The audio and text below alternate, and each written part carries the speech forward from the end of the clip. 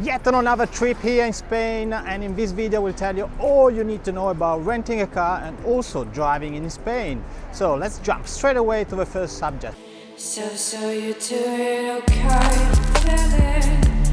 feeling okay, so stay apart. Driving license for Spain. Well, if you are from Europe or UK, you're good to go. Just make sure your license is valid, of course. If you are from outside of Europe, like from Australia, from US, just make sure to make an IDP, which is an international driving permit. With that and the driving license, you are also good to go. Usually the IDP costs around 15-20 US dollars and it lasts for 1 year. Some of the rental companies can give you the car even without an IDP, but then in case of problem, the insurance may not pay, and if the police stops you, good luck with that because they're gonna find you. Feeling all great, so stay apart. Feeling all great, so you download your car's able to. Where to rent a car in Spain? My biggest suggestion here is to never rent it once you are in Spain, but rent it well in advance. The sooner the better.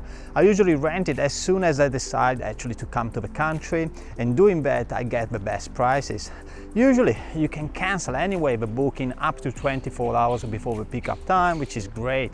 I typically use an aggregator website that I'm gonna put into the video description, and I use that one because they work like an Airbnb of cars. All of the car rental companies are ranked based on the feedback of the user, which is great because you can see if the car rental is a little bit scummy or they are serious guys. And it doesn't matter if they are international or local operators, you know, there are very good boys in every country. Another tip I want to give you is to organize full insurance, just because parking is very narrow here in Spain. Also the streets can be really narrow too, so it's easy to scratch your car, and once you take it back, you know, they can charge you 200-300 euros for the small dent or a scratch, and that's not how you want to finish your holiday in Spain. On this aggregator website that I'm gonna put into the video description, I can organize my full insurance for just 7 euros a day, which is a bargain to be honest, and it's a no worries experience. There'll be struggles, there'll be wounds, but that won't stop me coming through. I give it all for you. But would you do what I do? I take you around. Scams when renting a car here in Spain. There are a few small ones. I've actually written a full post about it, which is into my video description. I guess the two major ones are related to the petrol and to the insurance. Above the petrol is when they have the policy full to empty. So you get a car with a full tank and you have to give it back with an empty tank, which is honestly impossible. So the petrol that you leave when you give back the car is gonna stay with the rental company. Probably it's gonna be only a few euros, so it's not really a big scam. But the biggest scam honestly comes with insurance. As I said previously in the video, you can do a full insurance through the aggregator that is into my video description. There are other aggregators that allow that as well. It usually costs 7 to 8 euros per day, which is great. It's a great price to have such a peace of mind when you drive around Spain. But once you pick up the car, they're gonna tell you that that insurance has not been designed for Spain. Meanwhile, they can give you a better insurance, which costs 3 times as much, that is being designed for Spain. Now, I'm not really sure what does it mean. What it means to me is only that they're gonna charge you 3 times as much. The only difference I can see is that if you have a problem or a damage and you give back the car, they're not gonna charge you anything. Meanwhile, if you have an insurance from the website, they're gonna charge you everything to you, and then you have to claim it back from the website. It happened to me in the past. I had a damage for over 4,000 euros, and it took about 4 weeks to refund these 4,000 euros. So it takes a little bit, but it's not too bad because I've got the money back at the end of the day.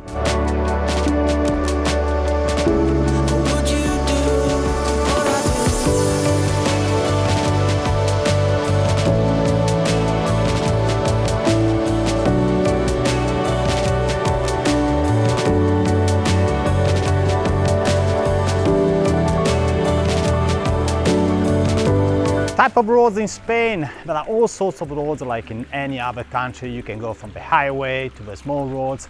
One suggestion I can give you here is not to venture into the historical centers because the streets can get really narrow, and then it's so easy to scratch and dent your car. Parking is almost impossible. So for example, here I am in the historical center of Estepona, where most of the historical center actually is only for residents. But even if you could venture with a car, don't do it.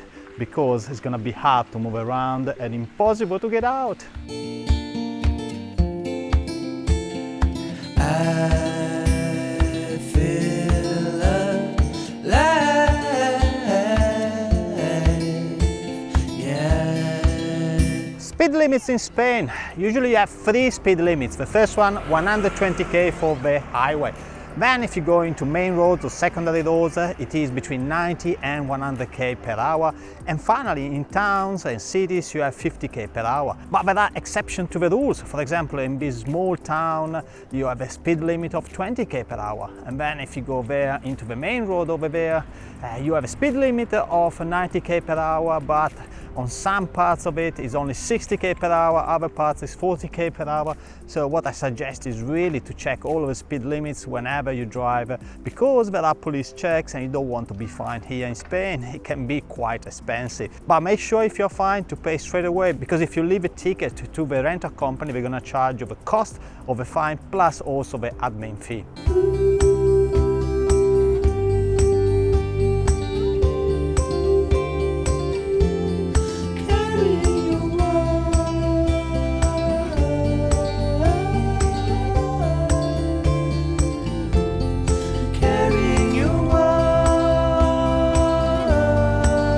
Locals driving in Spain, well, depends where you are, of course.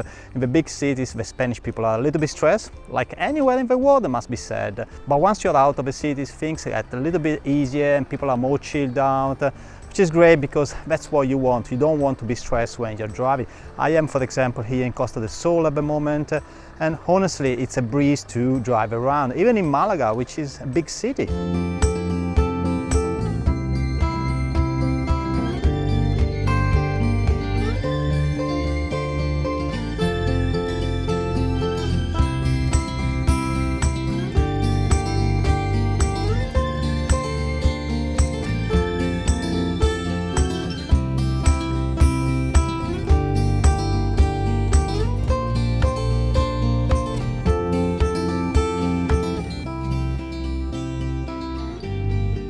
Parking in Spain, now we have 3 types of lines. We have the blue, white and yellow lines. Yellow lines usually only places for the loading or for car with special needs. Then we have the white lane, which is free parking. You can park as long as you want, it's going to be free of charge. And finally we have the blue lines like we have here on my back. And these are the areas where you have to pay for parking. Now usually they charge around €1.50 for each hour of parking. You find columns like this one here on my back where you can pay with either a credit card or cash, or you can use one of the many parking apps. I like Easy Parking because you can find easily parking around, you can pay for that, and you pay only for what you need, no more, no less. And another important thing about parking, never park on yellow lines like these guys did, because you will be very likely fined in about 10-15 minutes. There are lots of checks around, so never do that. Look instead for proper parking.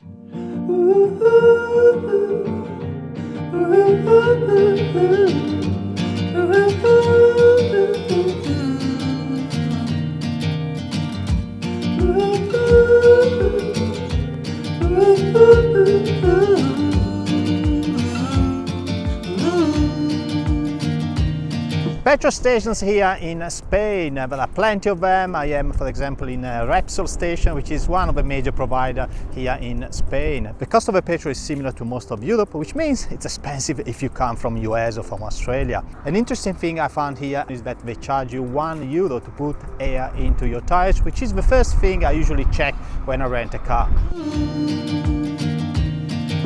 Today, waking away, such a lovely summer day. Sunlight pours on your smiling face. Seat belts in Spain, well, it's compulsory, both on the front, here we are, and also on the back seat as well, like in all of Europe. Traveling with children, just bear in mind that if your child is older than 12 years old or taller than 135 centimeters, then you don't need any child seat. Otherwise, you need a child seat, which could be just a booster in case it's 8 years old, for example, and below 135. Or there are other kinds of seats. I have a full table of these seats into my guide that is into the video description.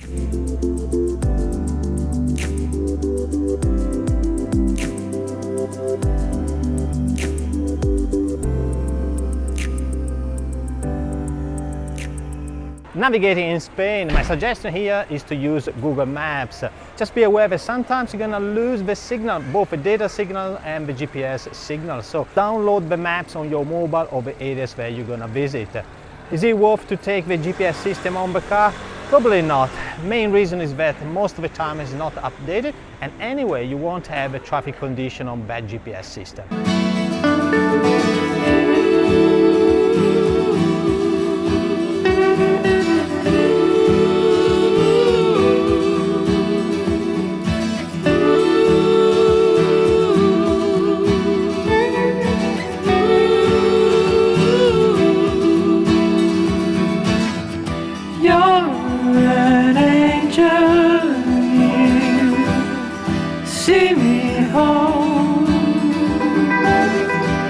Petty crime in Spain, unfortunately it can happen, so I highly suggest to never leave anything visible in the car. For example, I left here my mobile, which is not a great idea, isn't it?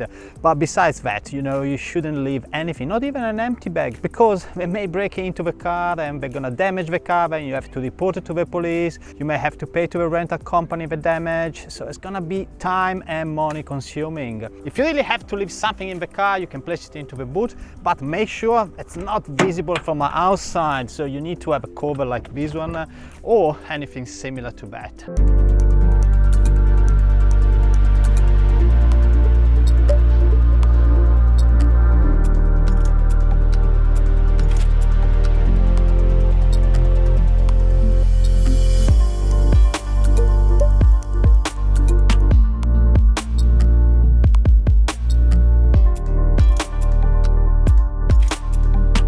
So is it better actually to rent a car or to take public transportation?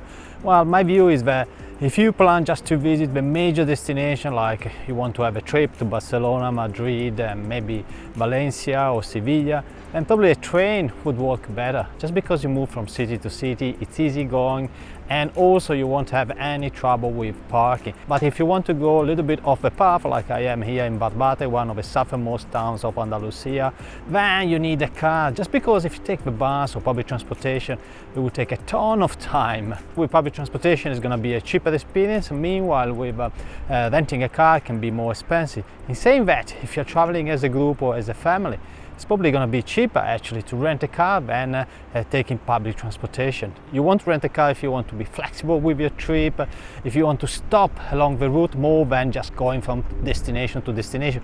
Because honestly, you're going to experience the best of Spain just in the off the beaten path towns. Whenever you see a nice Spanish town, just have a stop, have maybe some food or drinks.